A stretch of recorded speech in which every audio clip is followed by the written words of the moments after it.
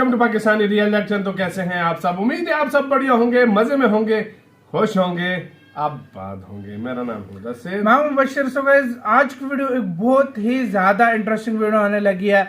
बहुत ज्यादा ये वीडियो रिक्वेस्टेड भी है, तो आप लोगों को टाइटल बताता हूं तो मजा आ जाएगा आपको टाइटल भी सुन के। तो वीडियो का जो टाइटल है वो है ऑस्ट्रेलिया का खजाना लगा भारत के हाथ, बड़ी मेगा डील साइन। मतलब ऑस्ट्रेलिया का कोई बहुत ही बड़ा खजाना भारत के हाथ लग गया है और कोई बहुत ही बड़ी मेगा डील साइन हो गई है। इसी के बारे में हम जानेंगे आज की वीडियो में। ओरिजिनल वीडियो का लिंक मिल जाएगा आप लोगों को डिस्क्रिप्शन में। ओरिजिनल क्रिएटर को सब्सक्राइब करना मत भूलिएगा। तो काउंटडाउन करते हैं। दोस्तों, इस खबर को सुनने के बाद आपको अंदाजा लग जाएगा कि इस समय भारत का कद कितना बढ़ चुका है। सैन्य हथियारों के क्षेत्र में भी भारत ने अपने बुलंदी के झंडे अमेरिकी संसद तक में गाड़ दिए हैं। यही वजह है कि एक तरफ अमेरिका जैसे देश भी भारत में बन रहे अत्याधुनिक हथियारों की तारीफ किए बगैर नहीं रह पा रहे, तो दूसरी तरफ ऑस्ट्रेलिया, अर्जेंटीना जैसे देश भारत को उनके देश में आकर काम करने के बड़े बड़े ऑफर दे रहे हैं। लिहाजा भारत का दायरा काफी तेजी से बढ़ रहा है। दरअसल भारत टेक्नोलॉजी के क्षेत्र में इतनी तेजी से बढ़ रहा है, इसीलिए भारत को दूसरे देशों के प्रोजेक्ट मिलने शुरू हो चुके हैं। अभी हाल ही में एक खबर ऑस्ट्रेलिया से आई है जिसमें ऑस्ट्रेलिया और भारत एक साथ मिलकर काम करने वाले हैं। वहीं पर इसके पहले ऑस्ट्रेलिया अपने ज्यादा से ज्यादा कामों को अमेरिका या ब्रिटेन के साथ मिलकर किया करता था, लेकिन अंतर्राष्ट्रीय पटल पर भारत की छवि ऐसी बनी है जिन देशों पर अमेरिका की पकड़ थी उन पर धीरे धीरे भारत की पहुंच होने लगी है। आपको बता दें, ऑस्ट्रेलिया ने भारत के साथ मिलकर एक एग्रीमेंट साइन किया है जिसके तहत ऑस्ट्रेलिया के अंदर कोबाल्ट और लिथियम जैसे एलिमेंट की खोज करके उसकी माइनिंग करना होगा। वहीं अगर लिथियम की बात करें तो यह अपने आप में एक बहुत ही महत्वपूर्ण एलिमेंट होता है जिसका उपयोग बैटरी के मैन्युफैक्चरिंग में किया जाता है। लिथियम की कमी के चलते ही कई ताकतवर देश चीन पर निर्भर हैं। लिथियम पदार्थ की खोज भी ज्यादा नहीं हो पाई है, लेकिन उत्तरी अमेरिका के देश जैसे अर्जेंटीना और चिली में भरपूर मात्रा में ये पाए जाते हैं। लेकिन यहाँ पर पहले ही चीन ने अपना कब्जा किया हुआ है, इस लिहाज से चाइना के पास लिथियम का भंडार भरा हुआ है और बैटरियों के निर्माण में लिथियम को एक अहम घटक माना जाता है। इसीलिए बैटरियों के दाम काफी सालों में कम नहीं हुए हैं, क्योंकि चाइना ही अकेला वह देश है जो अंतर्राष्ट्रीय बाजार में बैटरी का सबसे ज्यादा एक्सपोर्ट करता है। अब वो चाहे तो बैटरियों के दाम बढ़ा दे और चाहे तो बैटरियों के दाम घटा दे, लेकिन अब भारत की जैसे ही इसमें एंट्री होगी, चाइना को एक बार फिर से जबरदस्त झटका लगने वाला है। भारत अपनी सैन्य शक्तियों से लगातार चाइना को घुटने टेकने पर मजबूर कर रहा है, तो दूसरी तरफ अपनी कूटनीतिक चाल से चाइना की अर्थव्यवस्था पर गहरा प्रभाव छोड़ रहा है। इससे पहले भारत के पास लिथियम की कमी थी, तो भारत दूसरे ऑप्शन पर काम कर रहा था। दरअसल आपको बता दें कि ऑस्ट्रेलिया और भारत के बीच लिथियम माइनिंग की डील हो रही है, जिसके तहत खनिज विदेश इंडिया लिमिटेड और ऑस्ट्रेलिया की CMFO एक साथ मिलकर काम करेंगे। अब इसमें भारत में लिथियम का उपयोग करके आसानी से इलेक्ट्रिक वाहन का निर्माण किया जा सकेगा।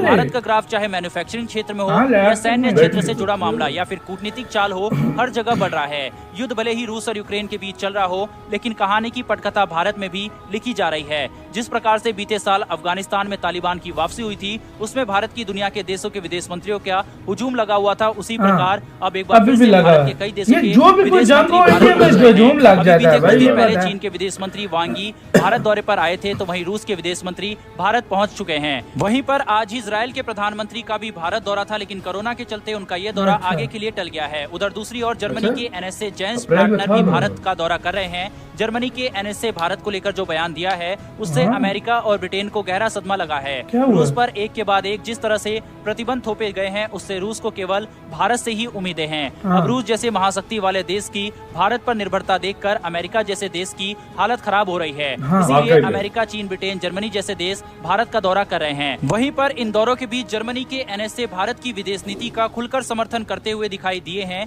जर्मनी नाटो संगठन का हिस्सा है और भारत का रूस के रुख का समर्थन करना अमेरिका के गले के नीचे नहीं उतर रहा। दरअसल जेस प्लाटनर ने अपने बयान में कहा है कि भारत की परिस्थितियां अपने पड़ोसी देशों से बिल्कुल भी सामान्य नहीं है और युद्ध जैसे हालात बने हुए होते हैं, इसीलिए भारत को अपनी विदेश नीति तय करने का पूरा अधिकार होना चाहिए। उनके बयानों का ये साफ मतलब था कि भारत के ऊपर कोई दबाव नहीं होना चाहिए कि वो रूस का सहयोग करे या ना करे, क्योंकि भारत जटिल पड़ोसियों के बीच में रह रहा है। उन्होंने आगे कहा कि उनका यह दौरा रूस के विदेश मंत्री से पहले हो रहा है, इसका ये बिल्कुल भी मतलब नहीं है कि वह भारत और रूस के बीच में होने वाली बातचीत को प्रभावित करेंगे। वहीं अगर भारत रूस के खिलाफ नहीं बोल रहा है तो ये भारत की अपनी निजी नीति है, इस पर जर्मनी किसी भी प्रकार के अपने विचार नहीं थोपेगा।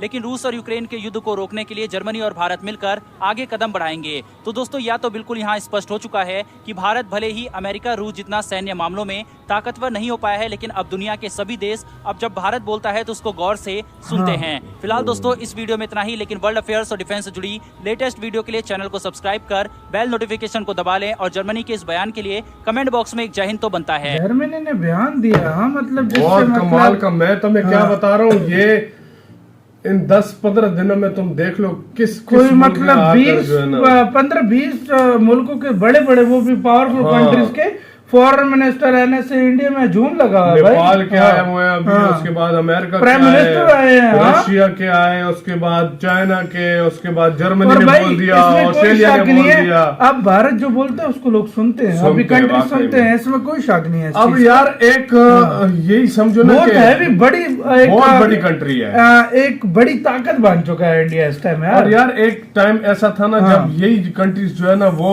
कोई बात इंडिया करता था तो ये मजाक उड़ाते थे, यही कंट्रीज थे जो मजाक उड़ाते हैं। और आज देखो आज फैसले लेने के लिए जो है ना फैसले लेने के लिए आते हैं। अब यही कंट्री जो है ना इंडिया जो कहता है उसके मुताबिक आगे जाके करते हैं। देखो वक्त कैसा बदलता है, वक्त इसको कहते हैं वक्त किसी देश को भी कम नहीं समझना चाहिए, कभी भी नहीं। और भारत जैसे देश को तो कभी भी अंडर एस्टिमेट नहीं करना चाहिए। और अब देखो ऑस्ट्रेलिया वो कंट्री जो मतलब अमेरिका और इस पे निर्भर है, अमेरिका और यूपी के साथ मिलकर काम कर था, अभी इंडिया के साथ कहता है कि लिथियम और कोबाल्ट को निकालो। और वाकई लिथियम के पिछले साल में भी इंडिया ने कुछ मतलब कोई भंडार निकले थे, मिले थे इंडिया को लिथियम की जरूरत है। इंडिया की बहुत बड़ी पॉपुलेशन है तो इंडिया पर बैटरीज, हर किस्म की बैटरीज तुम्हें पता है, उसके लिए बहुत ज्यादा जरूरत है। ये बहुत बड़ी बात है कि उनके साथ मिलकर जो है ये कर रहे हैं। एक तो ये है कि मतलब चाइना का भी बॉयकॉट कर सकता है, और अभी मतलब चाइना का दबदबा है इस चीज में।